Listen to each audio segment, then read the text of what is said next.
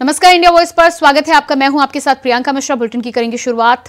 BSP के कार्यकारी अध्यक्ष आकाश आनंद का हमला सोशल मीडिया के जरिए। आकाश आनंद ने बोला हमला। बीएसपी के कार्यकारी अध्यक्ष आकाश आनंद का हमला सोशल मीडिया के जरिए। आकाश आनंद ने बोला हमला। बीजेपी कांग्रेस पर आकाश आनंद का बड़ा आरोप। बीजेपी कांग्रेस पर आकाश आनंद का बड़ा आरोप। बीजेपी कांग्रेस ने बहन जी के खिलाफ की बड़ी साजिश। बीजेपी कांग्रेस ने बहन जी के खिलाफ की बड़ी साजिश। पहली साजिश हमारे मूवमेंट को खत्म करने के लिए है। मनुवादी मीडिया सोशल मीडिया के जरिए माहौल बनाया जा रहा। सोशल मीडिया के जरिए आकाश आनंद ने बोला हमला। कांग्रेस को समर्थन देने का बनाया जा रहा माहौल। कांग्रेस को समर्थन देने का बनाया जा रहा माहौल। बहन जी किसी के दबाव में नहीं आती हैं। आकाश आनंद का यह बयान सामने आया है। बहन जी किसी के दबाव में नहीं आती। उनका उद्देश्य दलित समाज का भला करना है। दलित समाज बीएसपी की राजनीतिक ताकत। दूसरी साजिश कुछ चमचे नेता फैला रहे हैं। बहन जी के संन्यास लेने की अफवाह फैलाई जा रही है।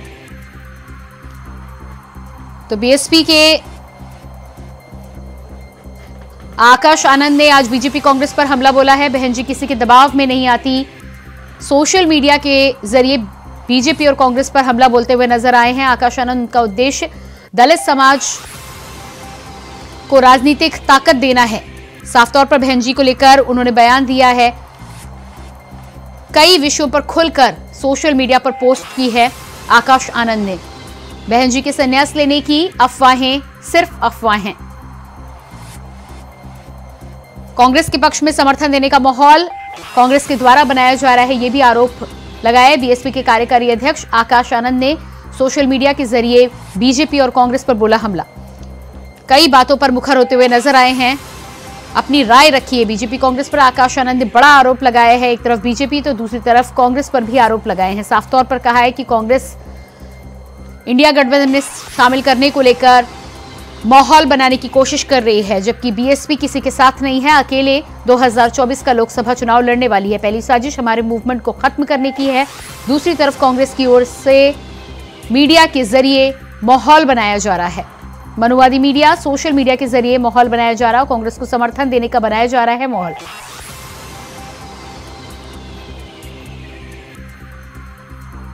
तो मायावती की राजनीति से संन्यास को लेकर भी आकाश आनंद ने उस पर पोस्ट साझा की। साफ तौर पर उनका कहना है कि मायावती के संन्यास लेने को अफवाह के तौर पर फैलाने की कोशिश की जा रही है, जबकि ऐसा कुछ नहीं होने जा रहा। तमाम चीजों पर अपनी राय रखी है। दूसरी साजिश कुछ चमचे नेता फैला रहे हैं। मायावती के संन्यास की अफवाह फैलाई जा रही है।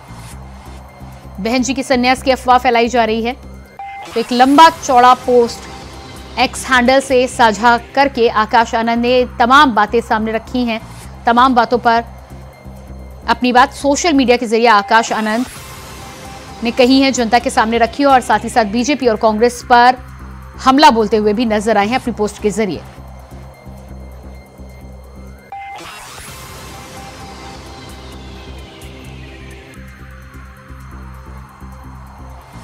और इसी खबर पर हमारे साथ लखनऊ से संवाददाता अनिल पाठक जुड़ चुके हैं। जी अनिल, जिस तरह से बीएसपी के कार्यकारी अध्यक्ष आकाश आनंद ने पोस्ट साझा किया है, लंबा चौड़ा पोस्ट है और काफी कुछ आरोप बीजेपी और कांग्रेस पर लगाए हैं, क्या कुछ पूरी जानकारी है? बेशक प्रियंका जी, उत्तर प्रदेश में खासकर जहां Bharatiya Janata party full proof तैयारी में जन जन तक पहुंच रही है, वहीं विपक्षी दलों में एकदम भ्रम की स्थिति बनी हुई है। कोई भ्रम हटाने की कोशिश कर रहा है और किसी पर भ्रम फैलाने का आरोप लग रहा है। इसी कड़ी में आज आकाश आनंद ने एक ट्वीट किया है और भारतीय जनता पार्टी और कांग्रेस को घेरा है। आकाश आनंद का साफ कहना है कि मायावती के संन्यास की अफवाह फैला करके बहुजन समाज का जो मिशन है उसको तोड़ने की कोशिश की जा रही है। जी बिल्कुल, तो बहुजन समाजवादी पार्टी को तोड़ने की कोशिश की जा रही है। संन्यास लेने को भी उन्होंने अफवाह बताया है। साफ तौर पर उन्होंने इनकार किया है कि बसपा सुप्रीमो किसी तरह का संन्यास ले रही हैं।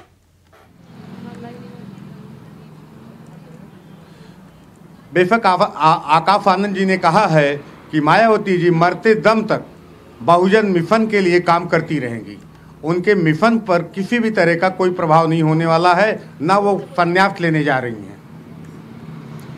जी अनिल, इसके अलावा जिस तरह से जानकारी उन्होंने साझा की है और जिस तरह से पोस्ट लंबा चौड़ा साझा किया है, क्या ऐसे में माना जा सकता है कि मायावती की कंधे से कंधा मिलाकर 2024 की तैयारी आकाश आनंद कर रहे हैं? बेशक आकाश आनंद जी उसी मिशन को बढ़ाने की कोशिश में लगे हुए हैं जो मिशन बहुजन समाज पार्टी का है। आकाश आनंद का कहना है कि बहुजन समाज पार्टी 2024 के लोकसभा चुनाव में अकेले ही मैदान में उतरेगी। जीत हार की बात नहीं है, बल्कि जो बहुजन का मिशन है वो उनकी प्राथमिकता है। दलितों में, शोषितों में, वंचितों में जो राजनीतिक चेतना का संचार करना है वो बहुजन समाज पार्टी करती रहेगी। जी, कांग्रेस पर भी आरोप लगाया है कि कांग्रेस कहीं ना कहीं इंडिया गठबंधन में शामिल करने को लेकर माहौल बनाने की कोशिश कर रही है, जबकि बीएसपी की तरफ से ऐसा कुछ नहीं होने वाला। बेशक कांग्रेस का एक धड़ा है जो लगातार ये प्रचारित कर रहा है कि देर सवेर बहुजन समाज पार्टी इंडिया गठबंधन में शामिल हो जाएगी, लेकिन अभी हाल में ही मायावती जी ने भी एकदम साफ कर दिया था कि उनका मिशन एकला चलो का है, हाथी अकेले चलेगा लोकसभा चुनाव में। बावजूद इसके अभी अमेठी से ताल्लुक रखते हैं दीपक सिंह, कांग्रेस के एमएलसी रहे हैं, गांधी नेहरू परिवार के करीबी हैं। उन्होंने इंडिया वॉइस के इंटरव्यू में कहा था। जी बिल्कुल अनिल, सवेर बहुजन समाज पार्टी। जी अनिल, इस तमाम जानकारी के लिए आपको बहुत बहुत शुक्रिया। और इसके बाद बात करेंगे अगली खबर की। लखनऊ से अगली खबर सामने आ रही है। एमएलसी के लिए दारा सिंह चौहान ने किया नामांकन। विधानसभा पहुंचकर दारा सिंह चौहान ने भरा नामांकन। सीएम योगी की मौजूदगी में दारा सिंह ने नामांकन किया। प्रदेश अध्यक्ष भूपेंद्र चौधरी, पूर्व मंत्री महेंद्र सिंह रहे मौजूद। एमएलसी के लिए दारा सिंह चौहान ने किया नामांकन। मंत्री जेपीएस राठौर भी दारा सिंह के साथ इस मौके पर रहे मौजूद। विधानसभा पहुंचकर दारा सिंह चौहान ने भरा नामांकन। इस मौके पर मुख्यमंत्री योगी आदित्यनाथ, दोनों डिप्टी सीएम और साथ ही साथ बीजेपी के प्रदेश अध्यक्ष भी रहे मौजूद। प्रदेश अध्यक्ष भूपेंद्र चौधरी, पूर्व मंत्री महेंद्र सिंह भी रहे मौजूद। तो सभी नेताओं की उपस्थिति में नामांकन दाखिल किया है दारा सिंह चौहान ने। मंत्री जेपीएस राठौर भी दारा सिंह के साथ रहे मौजूद। लखनऊ से इस वक्त की अहम जानकारी। एमएलसी के चुनाव को लेकर दारा सिंह चौहान ने भरा नामांकन। एमएलसी के लिए दारा सिंह चौहान ने किया नामांकन। मुख्यमंत्री Yogi Adityanath, deputy CM Keshav Prasad Maurya, deputy CM Brajesh Pathak सभी रहे मौजूद।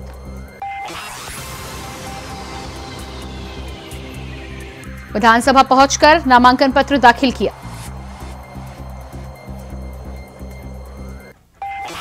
प्रदेश अध्यक्ष भूपेंद्र चौधरी, पूर्व मंत्री महेंद्र सिंह भी रहे मौजूद। मंत्री जेपीएस राठौर भी दारा सिंह के साथ।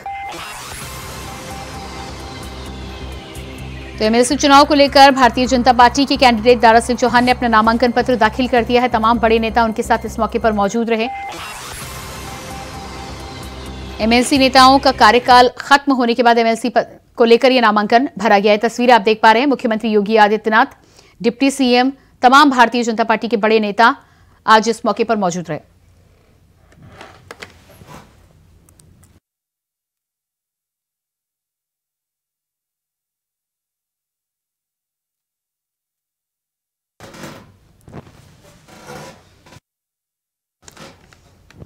और इसी खबर पर हमारे साथ लखनऊ से संवाददाता शुभम पांडे लाइव जुड़ चुके हैं। जो शुभम, जिस तरह से आज एमएलसी के लिए दारा सिंह चौहान ने अपना नामांकन पत्र दाखिल किया, इस मौके पर मुख्यमंत्री योगी आदित्यनाथ और दोनों डिप्टी सीएम उनके साथ मौजूद रहे, क्या कुछ पूरी जानकारी है?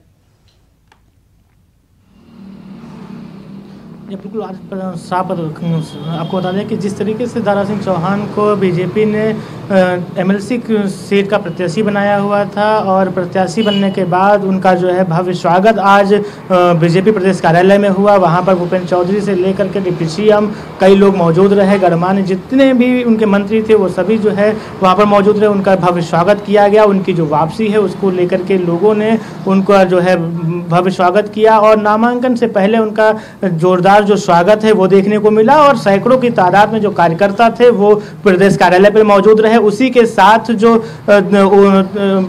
बैठक चल रही थी, बैठक के बाद तुरंत जो है मुख्यमंत्री योगी आदित्यनाथ भी उनके नामांकन पर पहुंचे। विधानसभा में उनका नामांकन हुआ। नामांकन के दौरान जो है डिप्टी सीएम से लेकर के भूपेंद्र चौधरी, अन्य जो नेता थे, जो मंत्री थे, वो सभी जो है मौजूद रहे। कहा जाता है कि जो भी मंत्री थे, जो भी लोग थे, सब लोग मौजूद रहे। कहा जा सकता है कि दारा सिंह चौहान की आज जो है प्रत्याशी का जो नामांकन था, एमएलसी प्रत्याशी का, वो उन्होंने नामांकन भरा हुआ है। नामांकन में मुख्यमंत्री योगी आदित्यनाथ की जो मौजूदगी है वो देखी गई है। दोनों डिप्टी सीएम भी वहाँ पर मौजूद रहे हैं। सूर्य प्रताप शाही जो है वो भी मौजूद रहे हैं। को कहा जा सकता है कि आज नामांकन हुआ है और इसको लेकर के जो बीजेपी के लोग जो हैं वो काफ़ी ज़्यादा उत्साहित दिख रहे हैं और जाहिर सी बात है, और बीजेपी में दारा सिंह की जो वापसी हुई है उसको लेकर के जो है वो लगाए जा रहे हैं कि अब जो 24 का चुनाव होगा उसको लेकर के जो पूर्वांचल में दारा सिंह चौहान की जो मौजूदगी है वो अहम मानी जाती है और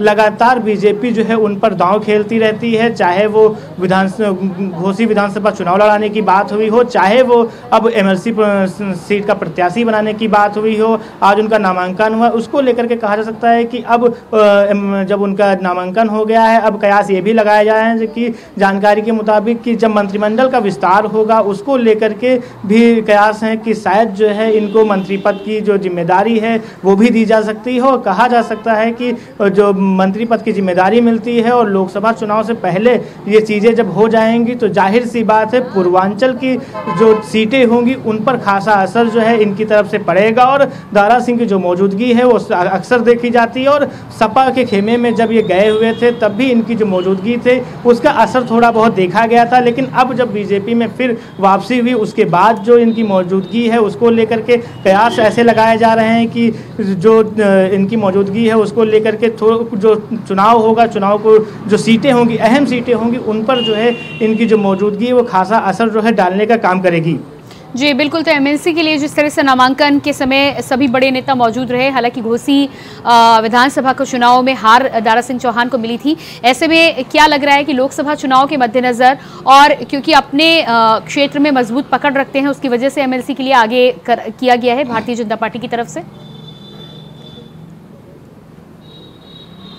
ये बिल्कुल आपको लगातार कहा जाता है जिस तरीके से बीजेपी जो है, जो भी ऐसे लोग हैं कि जो अपनी सीटों पर पकड़ रखते हैं। पूर्वांचल की अगर बात कर लेते हैं कि पूर्वांचल की सीटों पर दारा सिंह की जो एंट्री है वो बहुत अहम मानी जाती है। उनकी जो मौजूदगी है उसको लेकर के लोग अक्सर जो है उनको साधने की कोशिश करते हैं। इसी कयास के जरिए जो है वो जब सपा के खेमे में गए थे, सपा के खेमे में जाने के बाद वो फिर जो है अब घोसी विधानसभा में चुनाव हारते हैं। उसके बावजूद जो है बीजेपी उनको एमएलसी सीट का प्रत्याशी बनाती है। आज नामांकन होता है तो कयास ऐसे लगाए जा रहे हैं कि उनकी हार के बावजूद भी लगातार जो बीजेपी है वो दांव खेलती हुई दिखाई दे रही है। बीजेपी अक्सर जो है गणित का जो इस्तेमाल है, जो गणना है वो करके लोगों पर हमेशा जो दांव है वो खेलती है। और ऐसे कयास लगाए जा सकते हैं कि जो 24 का चुनाव होगा, 24 के चुनाव में अहम भूमिका जो है निभाने की जिम्मेदारी है वो दारा सिंह को मिल सकती है।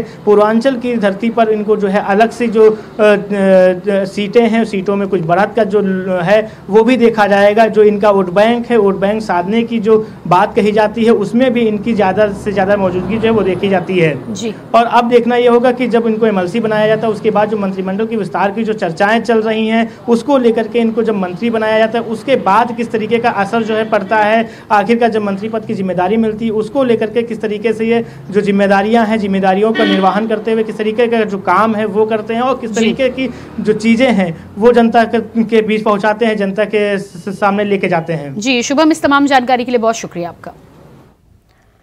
और इसके बाद बात करेंगे अगली खबर की। रायबरेली के सलोन से परसादेपुर मार्ग पर एक दर्दनाक सड़क हादसा हो गया, जहां खड़े ट्रक से टकराकर बाइक सवार युवक की दर्दनाक मौत हो गई। बता दें कि हादसे की सूचना पर पहुंचे स्थानीय लोगों ने जमकर हंगामा काटा है, साथ ही ट्रक पर पथराव करना भी शुरू कर दिया। तो वहीं सूचना पर पहुंची पुलिस ने लोगों को समझाया बुझाया और ट्रक को कब्जे में लेकर विधिक कार्रवाई की शुरुआत की है। फिलहाल ट्रक ड्राइवर ट्रक छोड़कर मौके से फरार हो गया है, जिसकी तलाश पुलिस के द्वारा की जा रही है।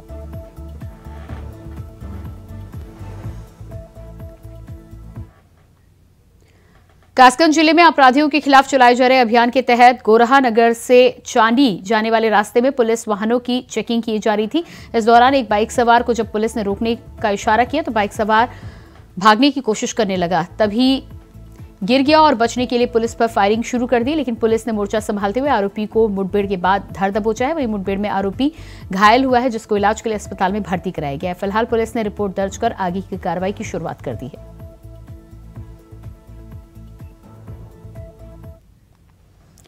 गाजियाबाद में पुलिस ने चेकिंग अभियान चलाया है, जहां आगामी 22 जनवरी को प्रस्तावित श्री राम लला की प्राण प्रतिष्ठा और 26 जनवरी को गणतंत्र दिवस के मौके पर माघ मेला आयोजन को देखते हुए अपर पुलिस महानिदेशक रेलवे उत्तर प्रदेश लखनऊ के द्वारा आदेश दिए गए हैं, जिसके बाद पुलिस उपाधीक्षक रेलवे गाजियाबाद, एसीपी नगर गाजियाबाद, प्रभारी निरीक्षक जीआरपी गाजियाबाद, प्रभारी निरीक्षक कोतवाली गाजियाबाद, प्रभारी निरीक्षक RPF Ghaziabad, BDS team, dog squad और गाजियाबाद के साथ मिलकर गाजियाबाद रेलवे स्टेशन पर baggage scanner, platform, circulation area, ticket घर, रेलवे ट्रैक और पार्किंग में खड़े वाहनों की चेकिंग की गई।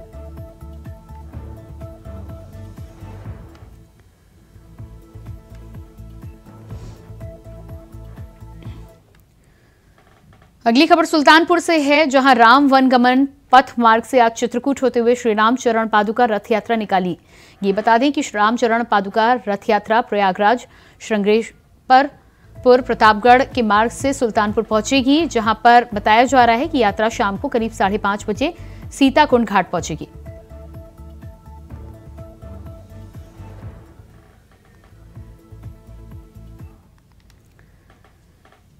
इटावा के बकेवर में इंडिया वॉइस की खबर का बड़ा असर हुआ है, जहां ऑपरेशन के बाद नवजात की मौत के मामले में स्वास्थ्य विभाग को 2 सदस्यीय टीम ने हॉस्पिटल को सील कर दिया है। मामले की जांच रिपोर्ट उच्च अधिकारियों को भेजी गई है, जिसके बाद ये कार्रवाई की गई। इंडिया वॉइस की खबर का बड़ा असर देखने को मिला है। नवजात की मौत के बाद हॉस्पिटल को किया गया सीज।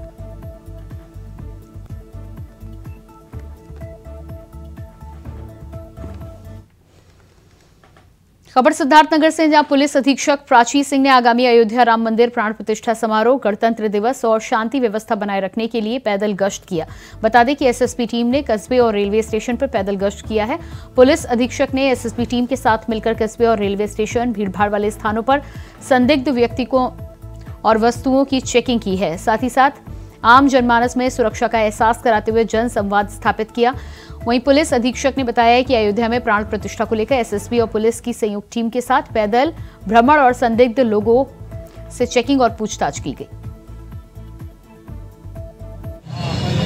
22 तारीख को अयोध्या में जो प्राण प्रतिष्ठा का कार्यक्रम है, उसी के मद्देनज़र ये फुट पेट्रोलिंग आज की गई है। हम लोग के साथ एसएसबी के कमांडेंट साहब हैं और एसएसबी की पूरी फोर्स है। इसके साथ हमारा बॉम्ब डिस्पोजल स्क्वाड और एलआईयू की टीम भी है, जिसमें हम लोग ने एचएचएमडी के द्वारा यहाँ पे सभी चीज़ों को चेक किया है। जो संदिग्ध व्यक्ति थे उनके साथ पूछताछ की है और जो और भी लोग हैं उनके अंदर अवेयरनेस भी फैलाई है कि अभी 22 तारीख तक अयोध्या ना जाएं, 22 के बाद ही वो अपना प्लान बनाए जाने का। और अगर कोई संदिग्ध स्थिति उनको पता चलती है तत्काल उसे पुलिस को अवगत कराएं। और बाकी चेकिंग हर जगह चल रही है, बॉर्डर में भी चेकिंग चल रही है। आज हम लोग का विशेष अभियान रेलवे स्टेशन को लेके है, तो रेलवे स्टेशन पे चेकिंग चल रही है। फिरोजाबाद के थाना नसीरपुर पुलिस और एसओजी टीम को बड़ी कामयाबी मिली है, जहां पुलिस और एसओजी टीम की बदमाशों से मुठभेड़ हो गई है। बता दें कि मुठभेड़ के दौरान गौ तस्करी, भैंस चोरी करने वाले जंजारा गैंग के 2 शातिर बदमाश घायल हुए हैं, जिन्हें घायल अवस्था में गिरफ्तार कर लिया गया है।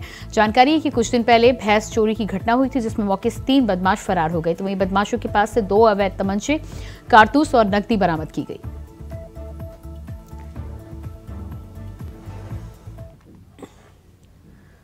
मथुरा के राम भक्तों को बड़ी सौगात मिली है, जहां श्रद्धालु मथुरा से हेलीकॉप्टर से अयोध्या धाम पहुंच सकेंगे। बता दें कि उत्तर प्रदेश सरकार अयोध्या धाम के हेलीकॉप्टर से दर्शन कराएगी, जिसमें 6 जिलों से हेलीकॉप्टर सेवा शुरू होगी। बताया जा रहा है कि लखनऊ, गोरखपुर, प्रयागराज, वाराणसी, आगरा, मथुरा से हेलीकॉप्टर सेवा शुरू की जाएगी। तो वहीं एक बार में 5 श्रद्धालु हेलीकॉप्टर से दर्शन कर सकेंगे। साथ ही आपको बता दें कि हेलीकॉप्टर प्रति व्यक्ति 5 किलो तक ही सामान ले जा सकेंगे, जिसका किराया 11,000 से 35,000 के बीच हो सकता है।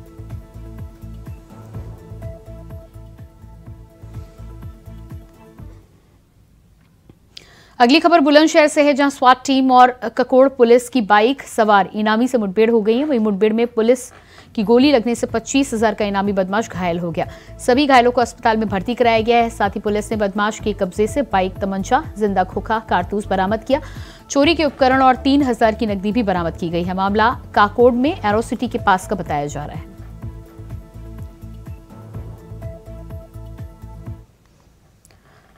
चंदौली में पुलिस का ऑपरेशन लंगड़ा अभियान लगातार जारी है, जहां पर बावरिया गिरोह के बदमाश संग डकैती की योजना बनाने के दौरान पुलिस से मुठभेड़ हो गई थी, जिसमें बदमाश गोली लगने से घायल हो गए। जिसके बाद घायलों के इलाज के लिए अस्पताल में उन्हें भर्ती कराया गया है, तो वहीं कुछ बदमाश अंधेरे का फायदा उठाकर फरार हो गए। चंदौली पुलिस के थाना सकलडीहा और थाना अलीनगर क्षेत्रों में अलग अलग हुई पुलिस मुठभेड़ में 8 अपराधी पुलिस की गोली लगने से घायल हुए हैं। घायलों को अस्पताल में भर्ती कराया गया है। अभी तक की जानकारी के अनुसार ये लोग दिन में रेकी करते थे और रात में दुकानों और घरों में सेंध लगाकर चोरी किया करते थे। हाल ही में जनपद चंदौली में कुछ घटनाओं को इन्होंने अंजाम दिया था और अलीनगर के पचपेड़वा में एक घर में इन्होंने सेंध लगाई थी। उसी समय मकान और दुकान मालिक के जागने पर इन्होंने मारपीट करके गंभीर रूप से उनको घायल कर दिया। इसी के साथ फिलहाल इस बुलेटिन में इतना ही। खबरों का सिलसिला जारी रहेगा। नमस्कार।